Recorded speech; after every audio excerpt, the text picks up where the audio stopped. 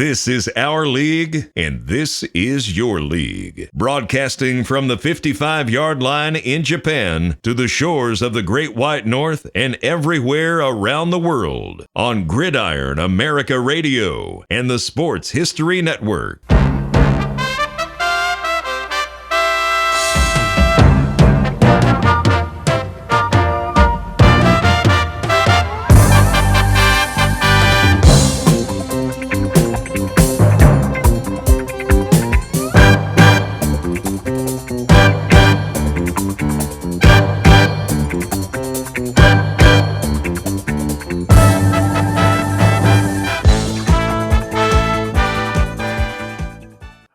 Everybody, welcome to From the 55-Yard Line live stream on YouTube. It's Dave and I tonight, and Fran is quote unquote on assignment. He's off. He's got some time off, so he's taking a little time away.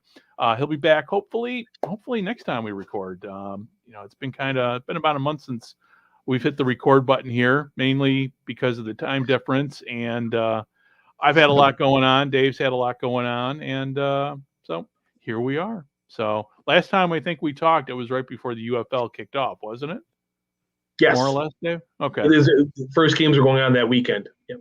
Okay, so it really hasn't been that long since we sat down and talked. Shit. It seems like forever. It's just, I've had a lot going on here.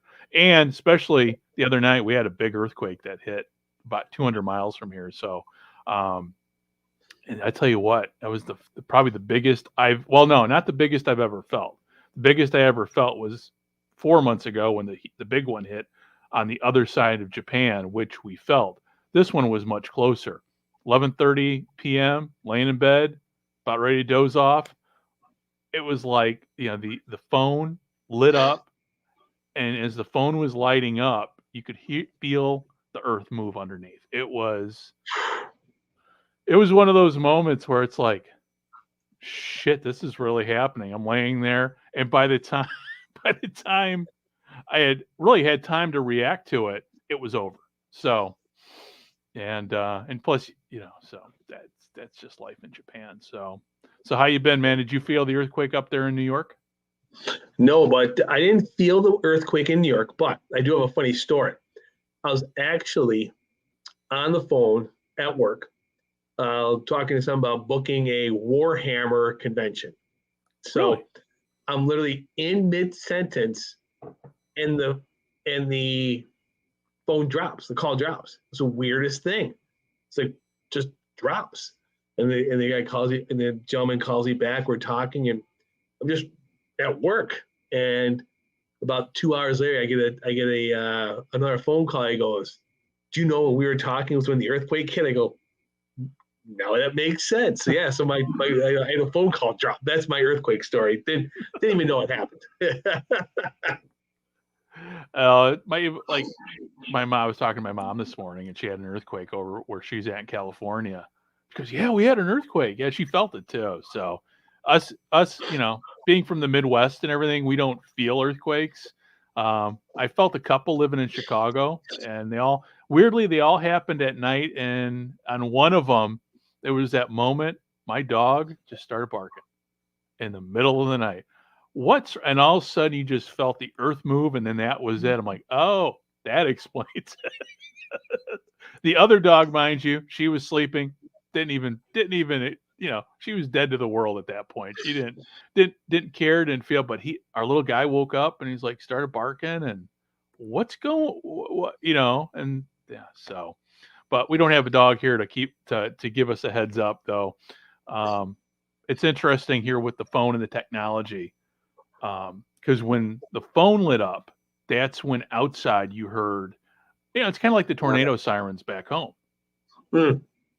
They've got I don't know what they were saying, but they let you know there was an earthquake. But there was no tsunami warning or anything like that. So, okay. It was good. But where we live at, and there's a huge trough off the shores of Japan. And they say when it goes, it's going to be devastating in terms of the damage here. So, thanks. Yeah. I don't know. What can you do? I mean, I figure if we're screwed, everybody's screwed at that point. Yeah. There's nothing you can do. Just we live in a building that was built up to the latest code, like 2009. So, hopefully, you never know. Anyway, on a more positive note here. And the only other news from around here is we had the eclipse that we're in the path of totality, but we had a cloudy day. So it was just basically, it got dark in the middle of the day for nothing. Really? Was it noticeably dark? Oh yeah, it was dark. Oh yeah. Really? So we actually went, took the family to an actual eclipse party. They had bounce houses for kids and stuff like that. And then you went outside and we had the lawn chairs out, and it got dark. It felt like night for about 3.5 minutes. Wow. Basically, you sat there, and from the west, it was just basically all of a sudden you see the darkness creep at you, and then you're in pitch black, and then it goes across. And then 3.5 minutes later, you're watching out, and it just starts getting light, and just comes right across, and you're back to what it was 10 minutes ago. Yeah, no, I was. It's interesting because down in Southern Illinois, down in Carbondale, Carbondale was part of the last, a few years ago, the last total eclipse, and they were in the same way this one too. So it was, watching the news back from Chicago and watching all the coverage there, all the news, everybody from the Chicago news, all the news channels were down there covering it. So it was, and I wish I could have experienced it, but I guess I think next year we have a partial eclipse coming here, and then a total solar eclipse in about, say, 10 years. So hopefully I will still be here. I have no plans on leaving. I have no plans on coming back to America unless it's in a pine box. So, that's the plan, is to be here. And it's funny too. I think in between the last couple of weeks, it got me. I don't know why I didn't bring one of my telescopes with me, but I bought a new telescope, a cheapie. Nice. So, I can be, a gentleman, amateur astronomer here. But it's like around here, just there's so much light pollution. I mean, obviously the moon and the planets I can see, but in terms of constellations and stars and stuff, it's kind of hard. I mean, there is really a ton of light pollution here. So, but, I've got the telescope basically to look at the moon, look at the planets. Cool. From the balcony. So anyway, so speaking of planets and aligning and everything, how goes the UFL? Are the planets and stars aligning for the league, or is it are we kind of a continuation from last year in terms of what do you think in terms of the reception, attendance, and all that? Do you see any significant difference from, say, how the league ended last year? Specifically the XFL? I think the TV ratings are good. I mean, I'm not sure. At the end of the day, I know offline we've been talking about like what's the expectations, like what going into this season, what would be a good number for television, because it is hard to compare. It's hard to compare XFL version 1, XFL version 2, XFL version 3, because the TV landscape changed so much. Even just in the last year. Yeah. Oh yeah. I mean, I think that the numbers on ABC have been great. An afternoon game on ESPN, I think that's just a tough sell, period. I at least looking this week, I think this week's games, I don't mean to say always look ahead to next week or let's see how this goes. I mean, this week we have the afternoon game is at 12:30 and it's on ABC. Okay. I think that's going to be good. It's going to be a good time slot, a good football time. And then you have two different games on Saturday night at 7:00 on Fox. So you're going to get, depending on where you are, which game. And then Sunday is going to be interesting with FS1.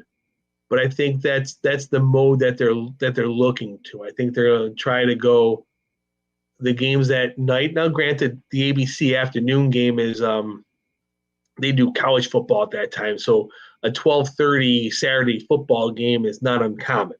So I don't think that's going to be. I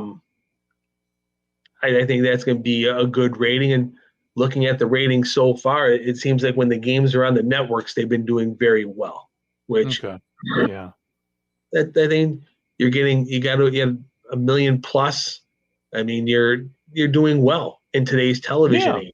Yeah. Especially now we're creeping into spring, we're creeping into summer, where if they continue with this level of viewership, I'll say it's a success for year 3 for USFL, year 2 for XFL. The combination, trying to put this all together late, it felt like, but on the field, I think the game on the field is very, very good too. You've had entertaining games. Well, and just looking at the write-up, because I've been living with the write-ups and everything, because honestly, me just trying to watch a game is kind of, even like, I've been kind of tuned out of the football world in North America, including the Mexican League. I wanted to do the Gridiron Mexico thing, but just with time zone change, and I've just kind of found it hard just to set aside that time with so much any other things going on with me, but with me here in Japan. But when it comes to the level of play, that's the thing, and reading everything.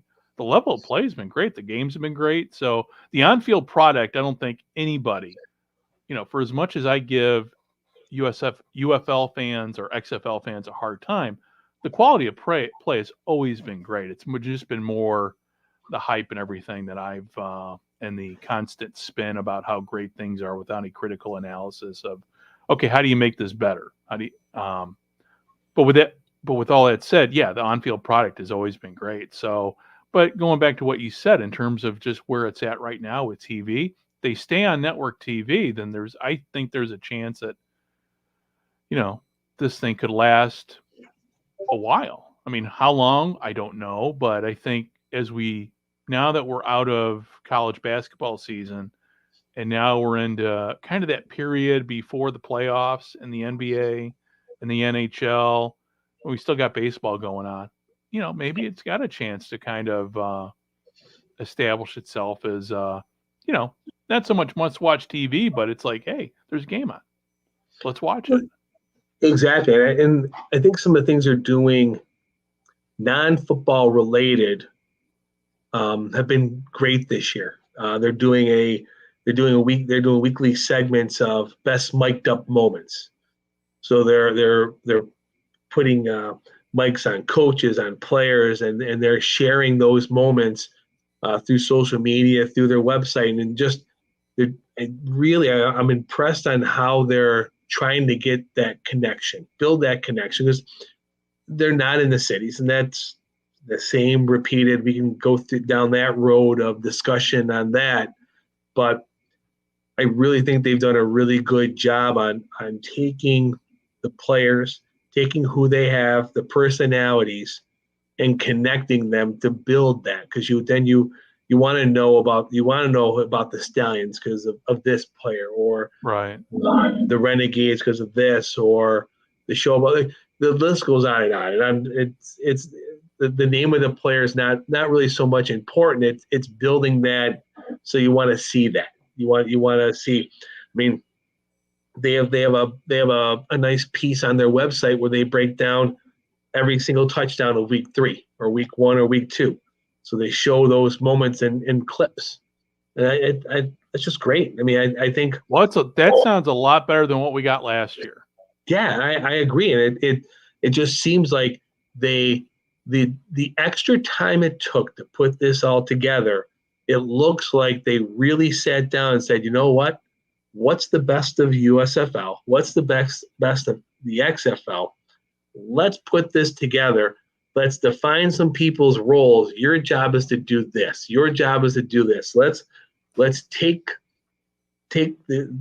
our made for TV sport, and then let's package it up where, hey, here's all the touchdowns, here are the big hits, here are the mic'd up moments from coaches, from players of things of what's happening during the games. And it's just it really shows. And I'm impressed. Cool. Yeah, I wish. I mean, I'm frustrated in the sense that I know part of the games are on ESPN Plus, which I can get with VPN, but I'm not able to see the other games now. Like I said before, just in terms of me just kind of tuning out everything. So maybe this weekend I'll finally tune in and see what everything looks like. And yeah, like I said, it sounds like they've listened to the critics. Yes, saying how we make things better. I agree. But now with that said, though, from what I've been reading, I was just reading an article from Mike Florio. Other than St. Louis, attendance sounds like it's anemic. It's not great. It's not great, but I'm not sure. Once again, I'm not sure what the expectation was. Right. Were the Michigan Panthers going to draw 40,000 a game? No. That's really the question. With you had a selling season of what, 2 months? Yeah. By the time they put this all together, I mean, I'm not trying to make excuses for attendance. I'm truly not. But I really think, and it's tough because I understand Pro Football Talk's they got to watch out for themselves. They got to make sure that their allegiance is with the NFL. So right. They're gonna, I'm not saying they're taking shots, but it's a valid point to bring up. But it's really only a problem for the UFL, because if they're not making enough money, someone's got to cover that cost. Yeah. But I really think with just 8 teams that they had, when we've talked about this before, like you have the doomsday budget, you have the okay budget, and you have the best possible scenario budget. So I think they're hitting the expected budget, okay. which I think is what they planned on. Okay. It seems like they've also streamlined a lot of things as well. By being in year 2, year 3, however you want to play this out, I think they've worked out a lot of the kinks. They've worked out of a lot of different things. I think that make it a smoother run business financially, where you're not having those startup costs for the USFL year 3. So you're taking that cost and splitting it out over years. So now you're at the tail end of that initial spend. So how that positions you moving forward. Like I said, I'm getting into the weeds here on the financial side of it, but I think I know the seems like they're adding sponsors, whether it's the broadcast website, whatever the case may be. It seems like there's support there. It may not be necessarily 25,000 people a game at every single facility, but it looks like overall from the league that there's a support saying we're getting there, we're behind. Well, and with that said, just from a historical perspective, discounting everything, my criticisms, everything from of The Rock and Danny and everything that happened before, because you and I both had this conversation last year. It seemed like every week it was every week was about them, and it sounds to me like, just from what I'm reading, what I'm seeing on social media in terms of the feedback, it's now focused on the players and the league. It's not about them anymore. And that to me, that was a turnoff, obviously, with the XFL.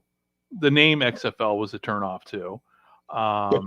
It just sounds to me like they're at least listening to their critics, and hopefully it will grow outside. And that's the other thing I've always had an issue with how the spring leagues have catered. It's always been to one specific subset of fan, meaning the wrestling fan in the South. So hopefully after this year, it will grow, whether it expand. I think expansion just based on the attendance numbers, is kind of premature, but they could get a few more northern teams. That would be good because other than, I think, Michigan's the only really other northern team, right? I wouldn't call DC North. So yeah, Yeah, that's the next one. yeah. So maybe. I mean, we'll see. I mean, like I said, everybody on my humor, and my humor, so you get my humor and you get where I'm coming from on all my memes. But too many people out there says you want this league to fail. No, I never said I wanted it to fail, but it is what it is, and it is minor league football. It's still in the embryonic stages of development, and you can't make more of it than what it really is. Now, guys like Los Mysterio on Facebook are hitting the panic button right now, but in a rare, I'll say this much: if he ever listens or watches here, I think you might want to pump the brakes on panic here, because it just sounds to me, and from the way it reads, the UFL is learning it's still learning its lessons. I would hope from history, because it sounds to me like the UFL is very much in that first year of the original USFL stages, still trying to figure things out. So hopefully they're learning now. As much as I'd love to go back to 1983, and I'm kind of glad we're not in 1983. I mean, you look at the attendances for those teams, and there was only I think there was 12 teams back then. But back, we're never going to have that type of, for a spring league, never going to have that type of, enthusiasm, attendance numbers that we had back in 83. So 83 to me is still the standard by which all spring leagues should be measured, because that's when you had record-setting crowds. You remember the championship for the 83 USFL championship. That was a spectacle. That was a great game, and it was a spectacle. So to me, hopefully they'll get there. And I guess that's what I'm trying to say. Hopefully it's going to succeed. And you had the bad teams. You had the bad teams in '83 in the USFL. So you had your Washington Federals. Yeah. But one of the best logos in the league, I still say, though, that was the one thing about the USFL compared to the now. Man, the uniforms and logos were much better back then. But that's just me.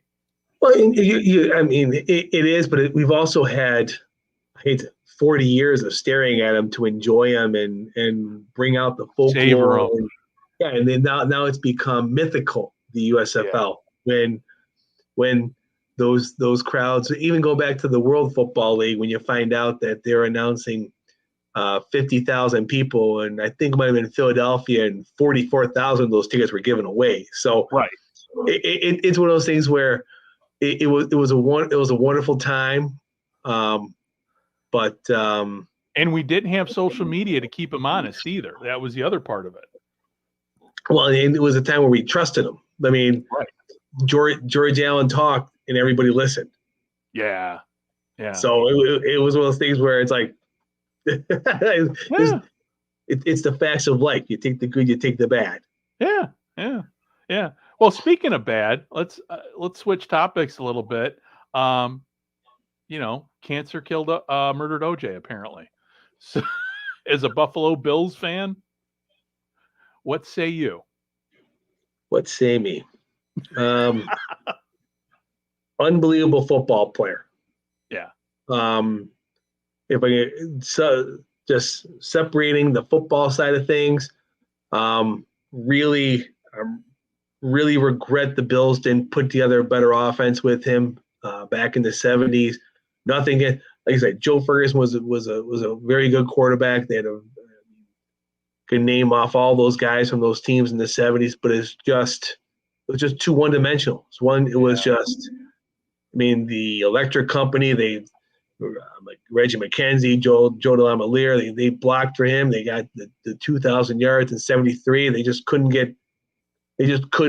put enough of a passing game. You're not gonna win consistently when you run 44 times and you pass 10.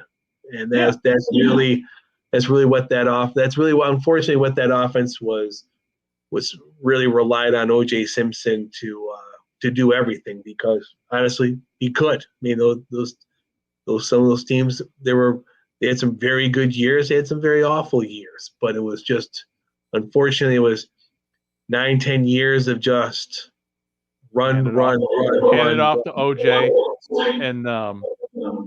and the other part of that too is they had Miami Dolphins in their division. Oh yeah, no doubt. The Miami Steelers. You had a solid 3-4 teams that every single year, right? Where I mean, it seemed like every other year the Baltimore Colts had a great team too. So they were right there in the 70s, and the Patriots would pop up every couple of years too. So it was Browns. Like, the Bills, the Browns and the Bengals too. Yeah, the Bills could go 10-5 and not make, or 9-5 and not make the playoffs back then. That regularly happened. So it's just tough. It's unfortunate. That's my. There was one thing from his playing days in Buffalo is I wish they would have put together a little better passing game to help him. I think that's the one thing that they really missed. They had great defenses back then too.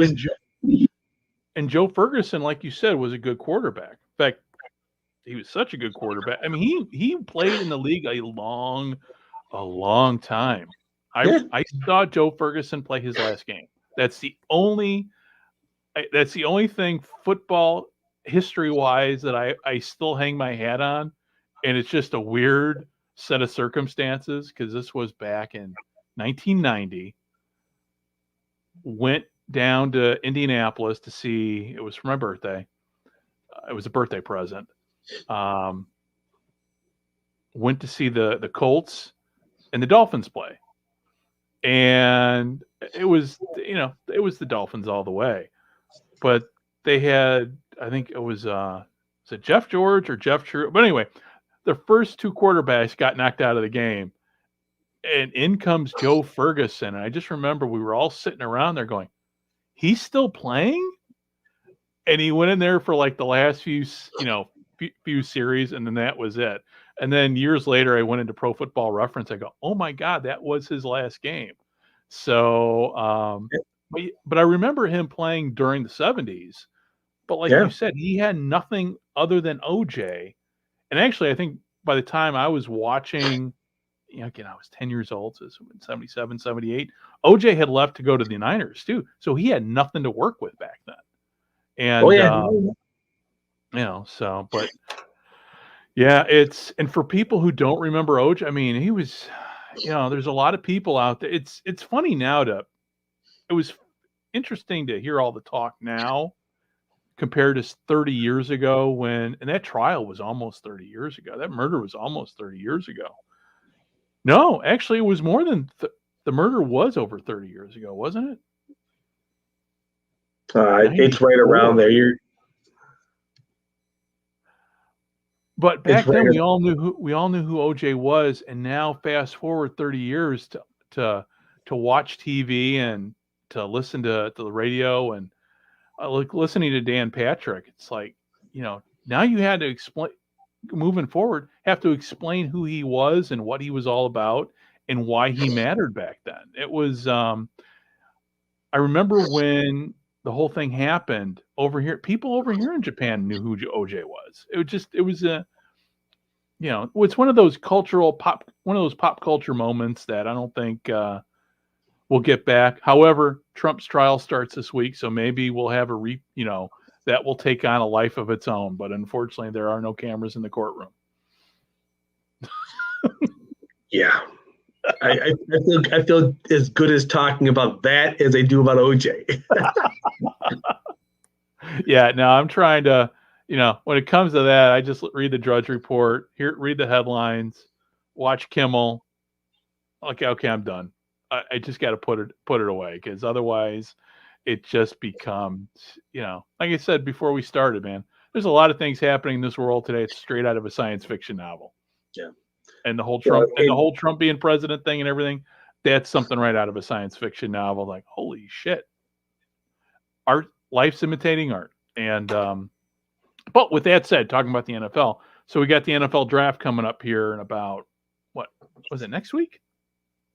Yeah, next week. Yeah, it's coming quick. So we know who the Bears are grabbing. Now it's everybody else trying to figure out what everybody else is going to get.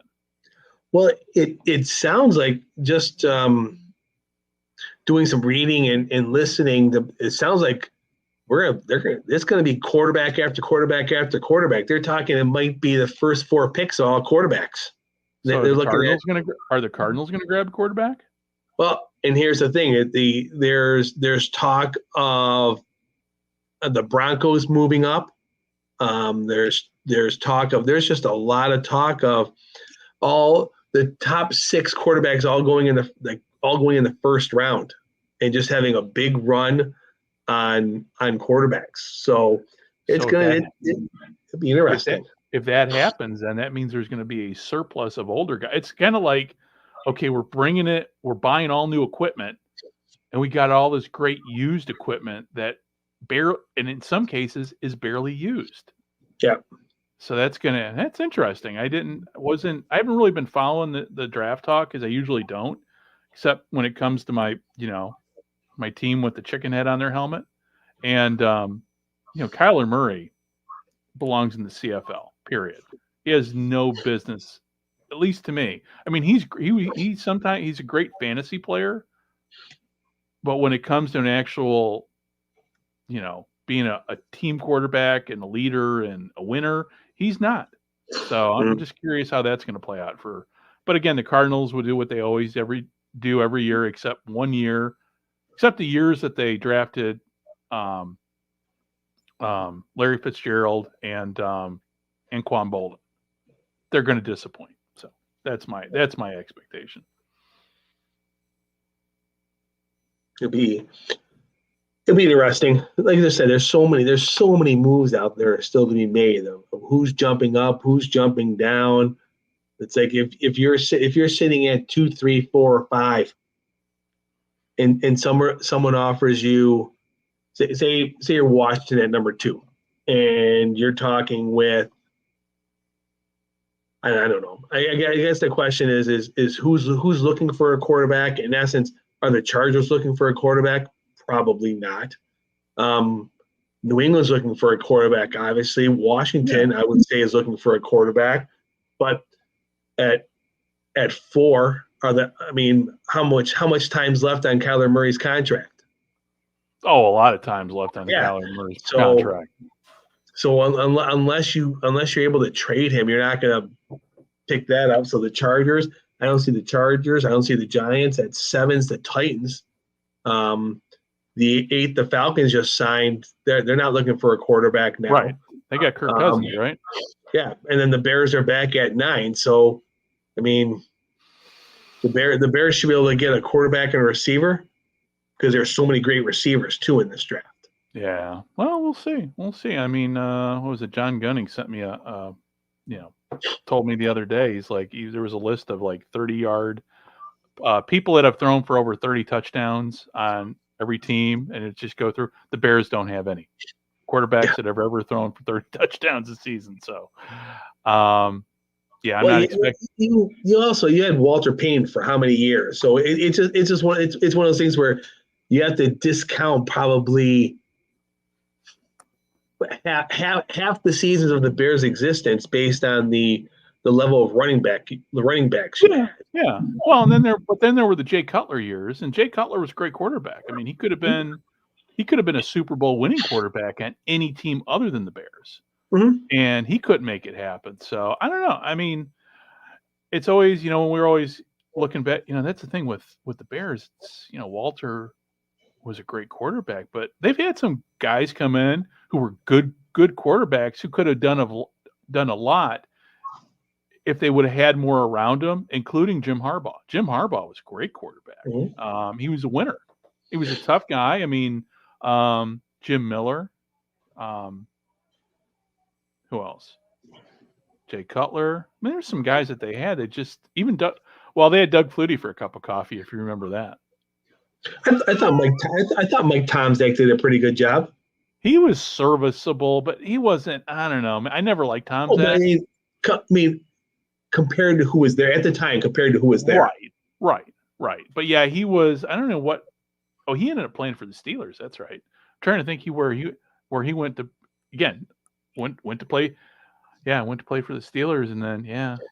But yeah, I don't know, man. It's gonna be a long season for Bears fans.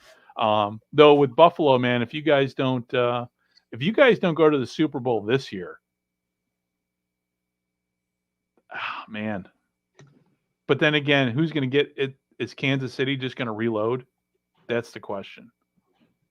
It's tough. It's going to be tough. I mean, the rumor for the Bills is taking that second round pick you got for Diggs or Stephon Diggs, and package that up and moving up to get a receiver in the top 10. That's been the rumor, and I think that'll suffice. I mean, it's he's a good player.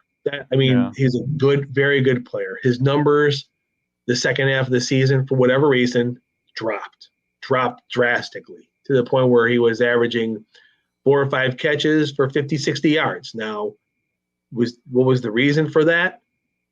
You can point at several different things, but it looked at the end of the day, you know what?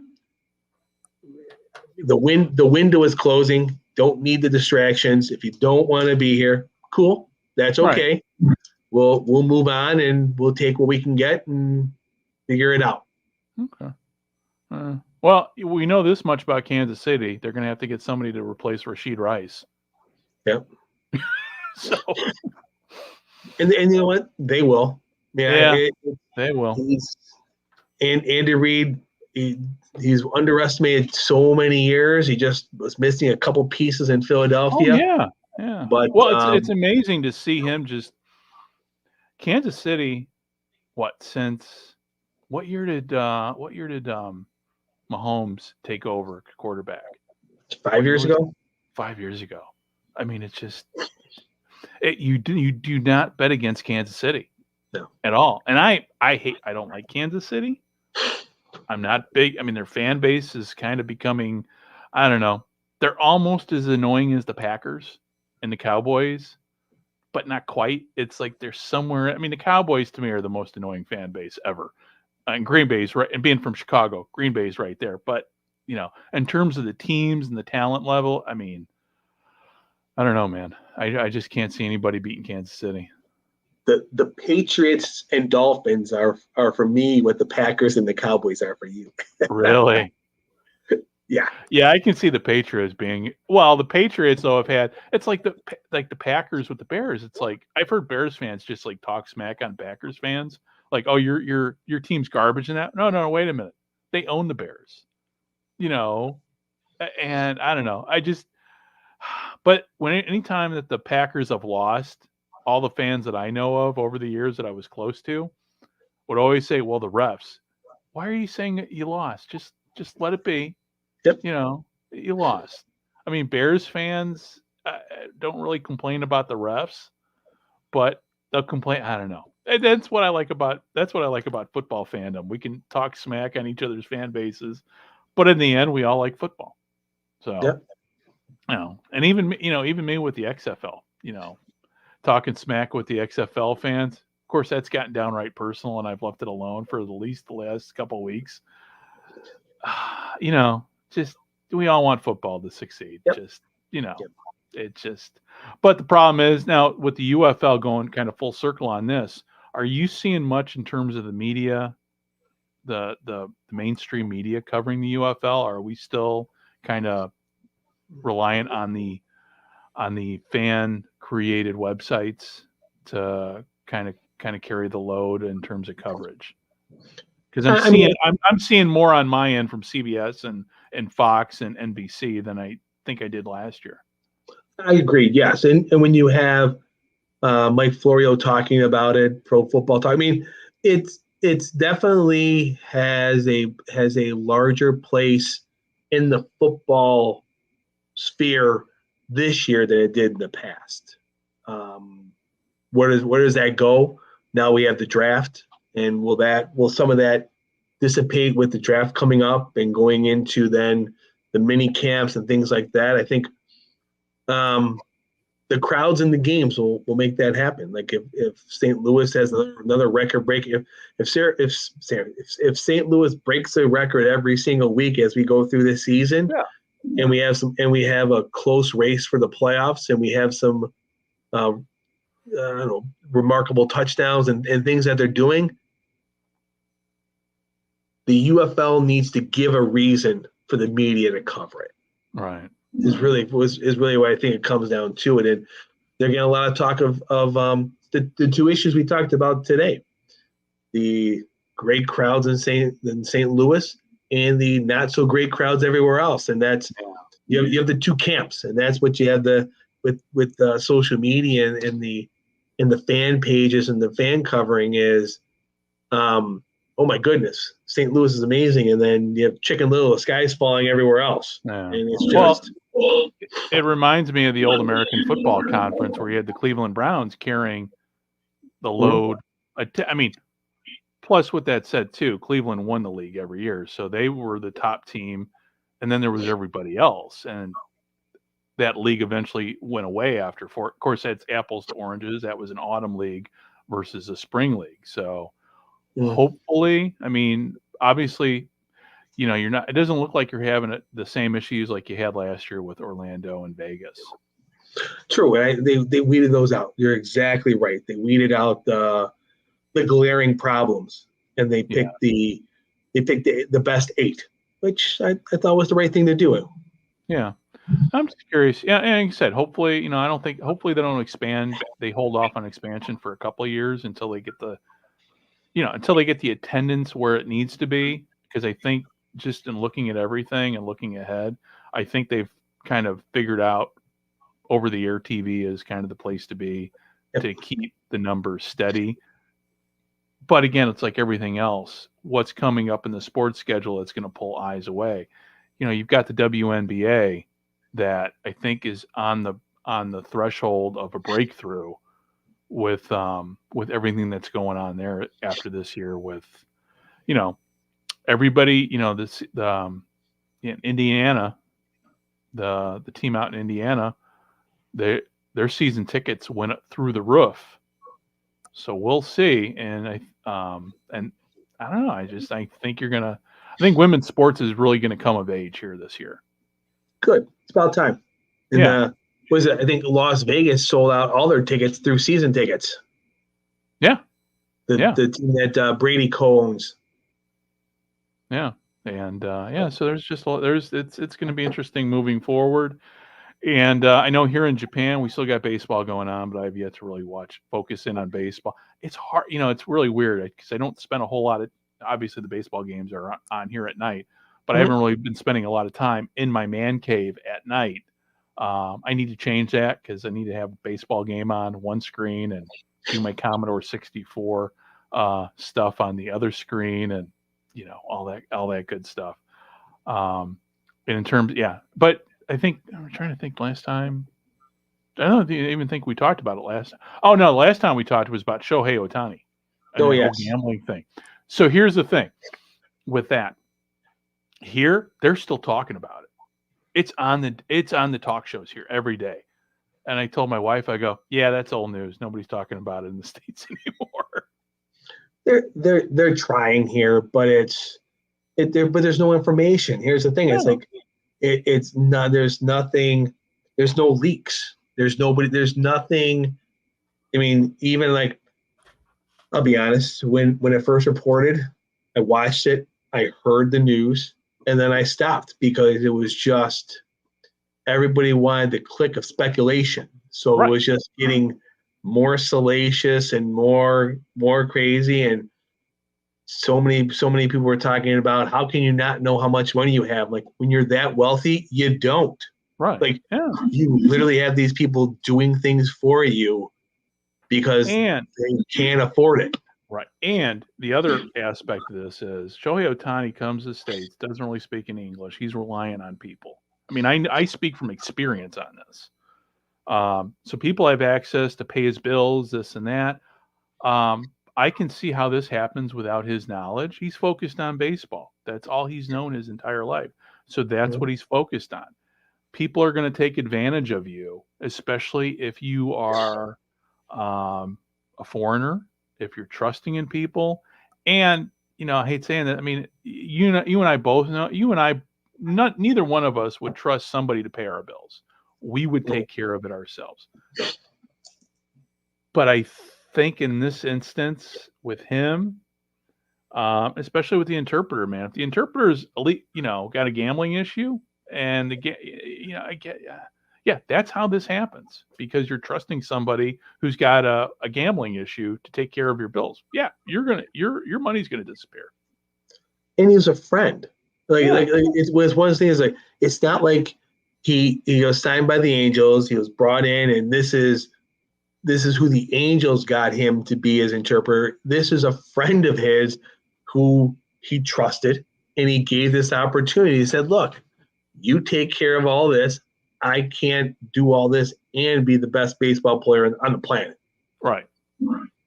So he trusted him, and obviously he's making so much money that he could not miss this. But when you're not paying it, you're not paying bills. All you're doing is you're hitting baseballs, you're getting the right meal, you're focused on this, and you have enough money that if you want to go and do this or go that, it's just, okay, here's my card. The bill's gonna come. Someone's gonna pay the Amex card, and I'm not gonna worry about it. And with that said, Shohei Ohtani just got married. I guarantee you, if he would have been married when he came over here, this wouldn't have happened. True. And I say that from experience, because, my wife takes very, very good care of me and watches out for me and watches the bottom line. And so had he gotten married, had he met his wife many years before he came over and got married, he wouldn't be in this situation. This would not have happened. So, it's interesting. But I haven't read the criminal and that's the thing too. There's a federal criminal complaint out there. And speaking from experience and dealing with criminal complaints for 20 years, everything that you need to know is in that criminal complaint from the U.S. Attorney's Office. Because if it's not in there, it'll come out during sentencing when the probation office does their. Because as part of this is there's going to probably be, I can't see why there wouldn't be, this. If he pleads guilty to a plea agreement that spells out exactly what he did in detail, there will be more information included in the pre-sentence report, which unfortunately the public will not see, because the pre-sentence report gives you additional factors, such as his background, how things came, the full personal story, which I always call the federal pre-sentence investigation and intelligence report, and that's what I wrote for 20 years. So. When my wife and I are having this discussion, she's like, "What do you think is going to happen?" I go, "He's going to get probation." Why do you say that? I go, "Because I've dealt with, 20 years writing those reports and attending sentencing hearings. I kind of know how this is going to go." And now the question is he going to have the money to pay back Shohei? Probably not. So I'm curious how that's the amount of the money involved. I'm curious how that will factor in. But I can't see him getting any prison. True prison time. I don't know. There's a lot of money involved. It's like there's a lot of money involved. Yeah, go ahead. I'm sorry. Right now they've pinpointed that he stole $16 million, but I guess that goes towards the total debt that he rang up of $40 million. So the question is, where's the other 24? He gambled it all. Does he have it? Well, that's the whole thing is and because this is, because he's not a non-American, doesn't speak English. Like I said, there's not a whole lot of leaks and things like this. Is even with the 37-page document that came out earlier this week about all of this, there's still a lot of.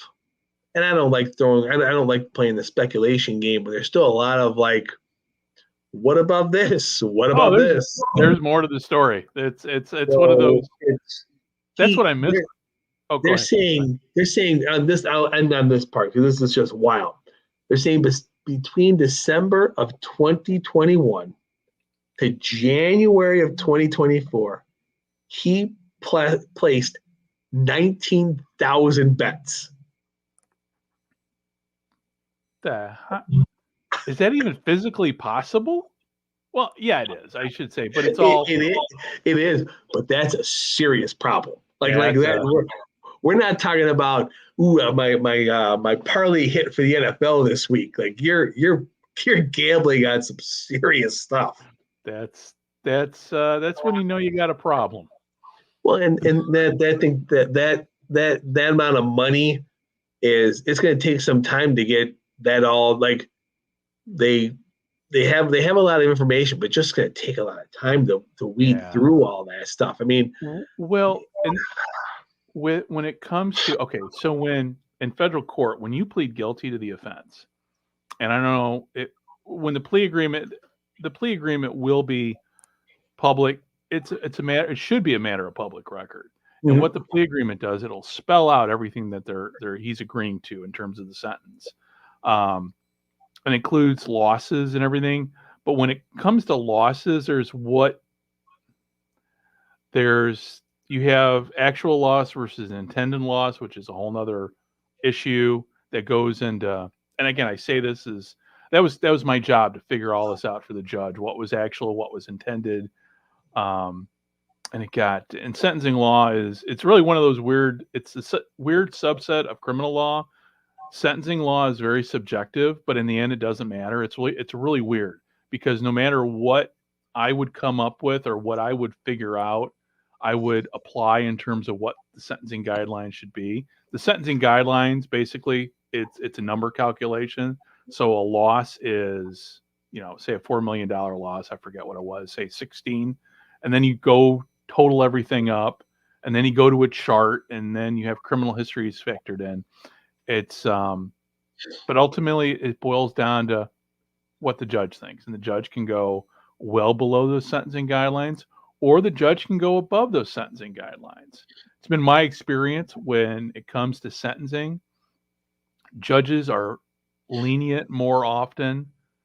And if it's out in California, in the Central District, California, those judges tend to be more lenient, much like they were in Chicago, because it's more of a liberal. They're very liberal when it comes to. Now, if this happened in Texas, in a red state, or in a more rural state or a more rural district, the punishment would probably be a lot stiffer. So if he does get prison time, it could be, a year and a day. That's kind of, when I say not real prison, but I can't see him getting prison time, but I could be wrong. I've been wrong. As you well know, I've been wrong about a lot of things, especially on this podcast. And, but on this one, I can't see him doing a lot of prison time.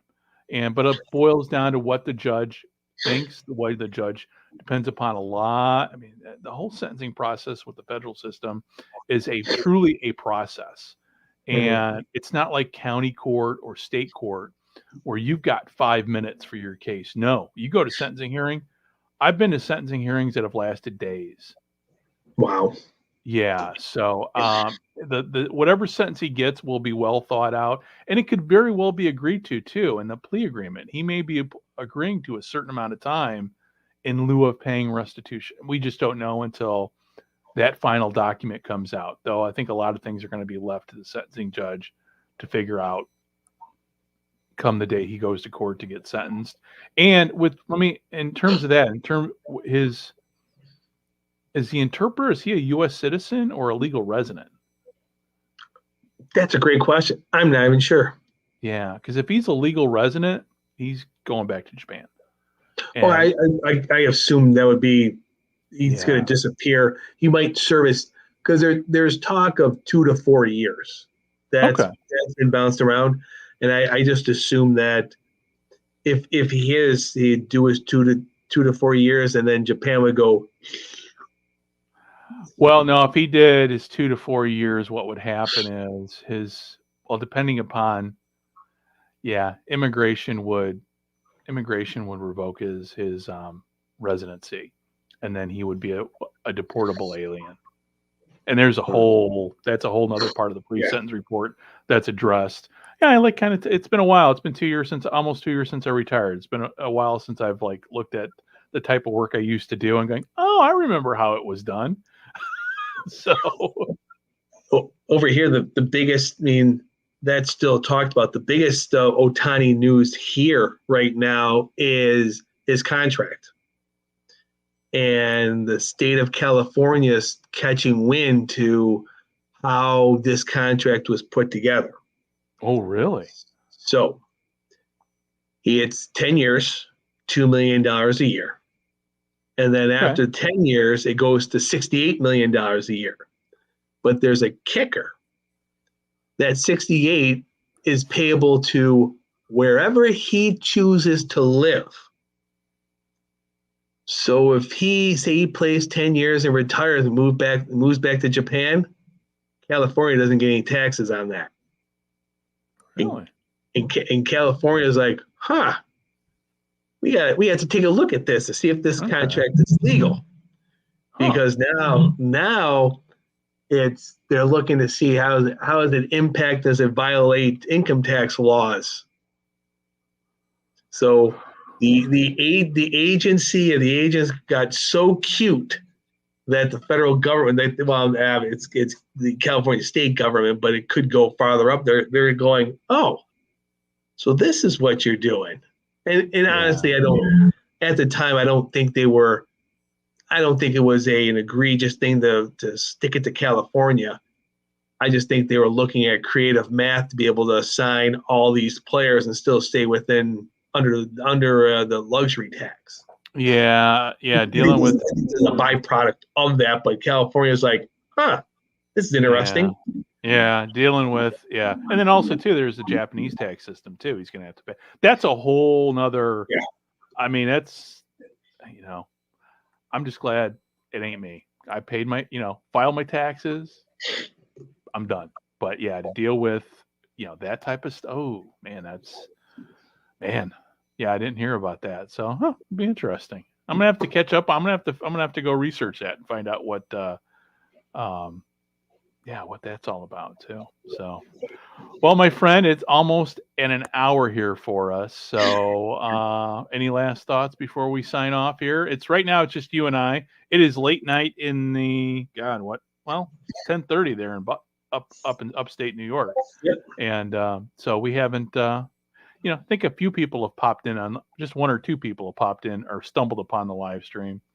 So hopefully after we put this to bed and hit the stop button, people will watch us. And hey, if you're out there watching for, and got any comments, post a comment. Tell us we're wrong. Tell us we're a-holes. Doesn't matter.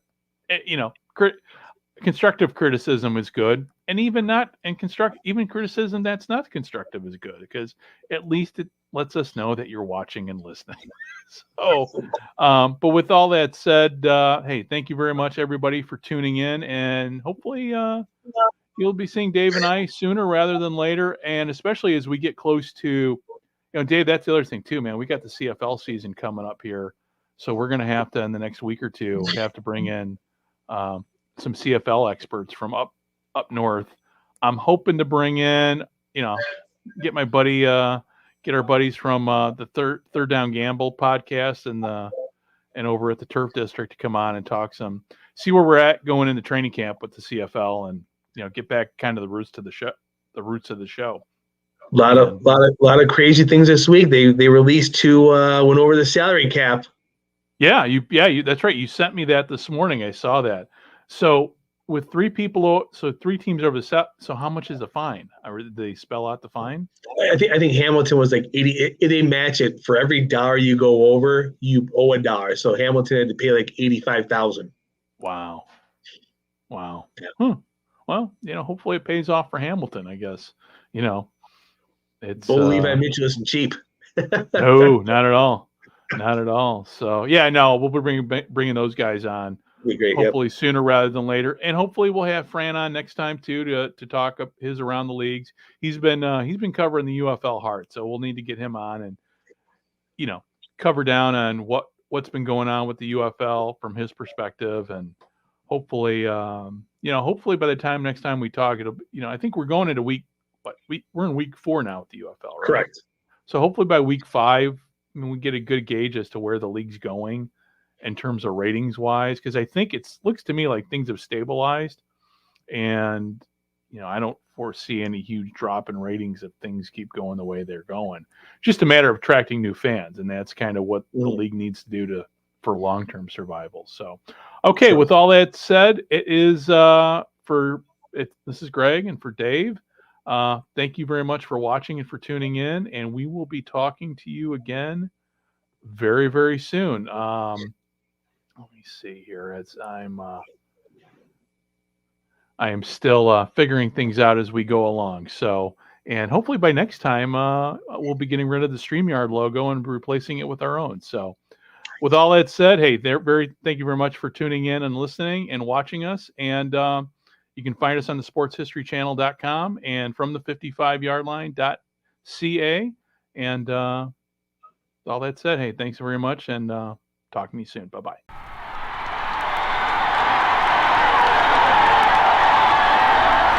This is Johnny Unitas of the Baltimore Colts. Let's go, you Colts.